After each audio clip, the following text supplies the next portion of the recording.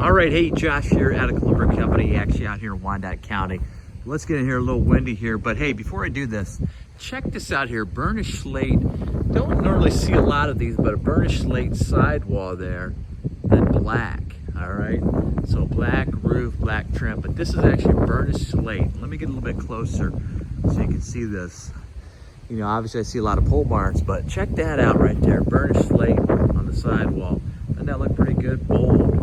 Normally don't see you like that. And then obviously we got the gutters up and so forth. All right, but let's talk about this building a little bit. Let's get inside. It's a little windy out here. There, probably can hear a little bit better. All right, but 3x3 windows.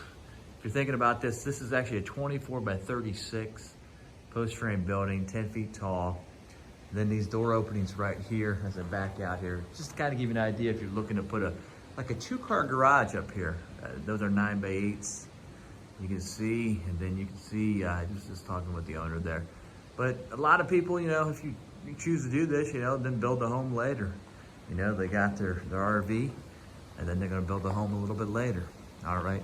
Again, truss spacing up here, 24-foot trusses, 4 foot on center.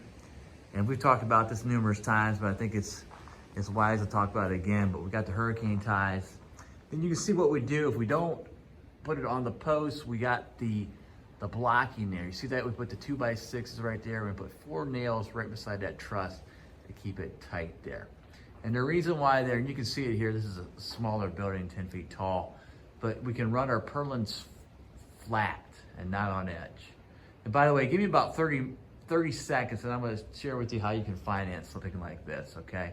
Whether you want to go traditional or maybe non-traditional bank. All right, give me 30 seconds. But anyway, we lay our Purlins flat right there on the trusses versus if you put your trusses 8, 9, 10, 11, 12 foot on center, you're gonna have to lay them on edge.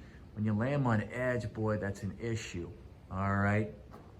And then also lumber that we utilize on this, we don't use a 2 grade. We talked about this before as well, but we don't use a 2 grade. You probably can see right up there. See that's 1650. 2 grade lumber specs out about 1,000, 1,100. So we use a 1650. We use a Western fir coming from like Vancouver, that part of Canada, not an Eastern. You use an Eastern spruce, and that comes over from Montreal and so forth. But we use it from over there from you know, on the west side of Canada, and that's a little bit stronger lumber. So 1650 lumber, again, 500 pressure points that are stronger. You can see what he's got going on. But I just had somebody ask me, you know, can you finance, you know, like a garage, post frame, pole building, can you finance something like this? And I'm gonna tell you, I actually spent my 20s in the banking financial industry. And there's different ways to do this. You could always take out like a line of credit if you wanted to off your house. And again, interest rates are cheap right now, so it's cheap money, all right? But that is gonna be a second or third lien depending on what you got on your house there.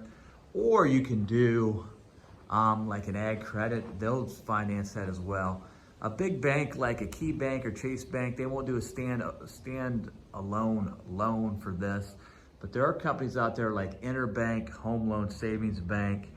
If you read the comments, I just noted this here, but what they'll do is they will actually, they won't take title, they won't take a lien on your home, which is pretty impressive here. They will not take a lien on your home.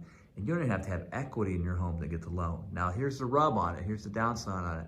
Typically, it's about, I would say 3 to 6 percentage points higher than a traditional home equity line of credit. So, interest rate's gonna be higher, but again, if you don't wanna tie up your home, if you don't have equity in your home, there's definitely options to consider there. All right, again, 4x6 intermediate posts there. And on the, right there, we put a 6x6, that's where your strength is. So 6x6 on the corner, 4x6 on the intermediate, and you can see how we ran that there. All right. And then also somebody asked me, you know, depending, what do we use? A 6x6 or 4x6 underneath that? Just a little, I wouldn't call it a hack, but a little thing we do. You see how we put that right under that man door there? A lot of times people don't put that. Boy, if you step on that, boy, fall right through that. You see that when I talk about that? Yeah, right there, we put that 4x6. Sometimes we put a 6x6 under there. Just depending on the application. You can see how we ran it right here as well. Right underneath that man door. And then also on this access door, we did this as well. So kind of give you an idea. And again, we set it up 2x6. You see how we block this in here, make it flush here, 2x6s. That way, you know, we realize people have different time frames on how they want to finish the interior part of their building.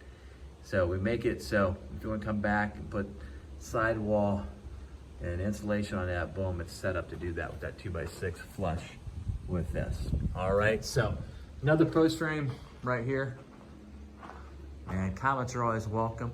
You can see he's getting his lighting set up and the plumbing and so forth, but step by step. So hopefully that helps you there. And until the next one, keep it locked and loaded right here. Again, comments always welcome. Attic Lumber since 1925.